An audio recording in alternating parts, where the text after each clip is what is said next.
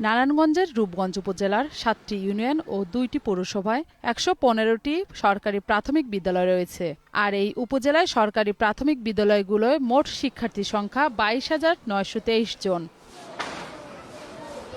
সরকারি নিয়ম অনুযায়ী ৫ দিন শিক্ষার্থীদের মাঝে বিভিন্ন ধরনের খাবার বিতরণের কথা রয়েছে। এর মধ্যে ২ দিন রুটি ও ডিম, ২ দিন রুটি ও কলা এবং ১ দিন বিস্কিট ও দুধ। প্রত্যেক সপ্তাহে ৫ দিন খাবার দেওয়ার কথা থাকলেও বিদ্যুৎ ও জ্বালানির সংকটের দোহাই দিয়ে মাঝে মাঝে প্রায় স্কুলেই খাবার দেয়া হচ্ছে না। অভিভাবক ও শিক্ষার্থীদের অভিযোগ, স্বাস্থ্যকর খাবারের পরিবর্তে দেয়া হচ্ছে বাসি পচা ডিম, পোকাযুক্ত রুটি এবং ফরমালিনযুক্ত পচা কলা। এগুলো খেয়ে ডায়রিয়া, ম্যালেরিয়া সহ নানা রোগে আক্রান্ত হচ্ছে শিক্ষার্থীরা। সেই রুটিটা পোকা পাই আমরা, আর যে ডিম দেয় ভাঙা থাকে আমরা খেতে পারি না, যে ডিমগুলো ফাটা থাকে খেতে পারি না। আমরা ভালো খাবার চাই। এ ব্যাপারে সংসদ সদস্য মুস্তাফিজুর রহমান দীপু সহ সংশ্লিষ্ট কর্তৃপক্ষের নজর দেওয়ার দাবি জানিয়েছেন অভিভাবকরা। পচা ডিম হয় তাহলে কেন বাচ্চাদের দিচ্ছে? এই ডিম খাওয়াতে আমাদের ছেলে মেয়েরা অসুস্থ হচ্ছে। এখানে ছাত্রছাত্রীরা পড়ে সরকারি স্কুলে, যাতে ওরা ভালো থাকুক, সরকার থেকে ভালো খাদ্য আসুক। আমরা চাই খাবার যাতে ভালো হয় এবং আমাদের বাচ্চা যাতে সুস্থ থাকে।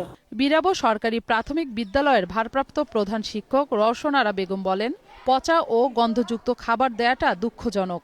2টার সময় টিফিন দেওয়া হয়, একটা 35 মিনিটে, তখন ডিমের পচা গন্ধ বের হয়ে যায়, যে পচা ডিমগুলি ফেলে দিতে হয়।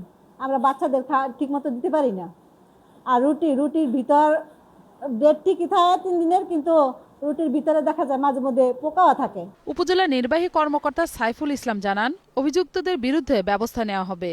আমি প্রত্যেকটি প্রাথমিক বিদ্যালয়ের যারা প্রধান শিক্ষক রয়েছেন তাদেরকে বলা আছে তারা রেজিস্টার মেনটেন করবে, কতগুলো ডিম ওই দিন সকালে বিতরণ করা হয়েছে, কতগুলো কলা বিতরণ করা হয়েছে এবং কতগুলো রুটি বিতরণ করা হয়েছে। যদি কোনোটাতে খারাপ থাকে, কোনো ডিম নষ্ট থাকে, রুটি খারাপ অবস্থায় থাকে, আমরা বলেছি যে রেজিস্টারে সেটিকে উল্লেখ করবেন, যাতে বিল পরিশোধের সময় আমরা এটি মন্ত্রণালয়কে জানাতে পারি।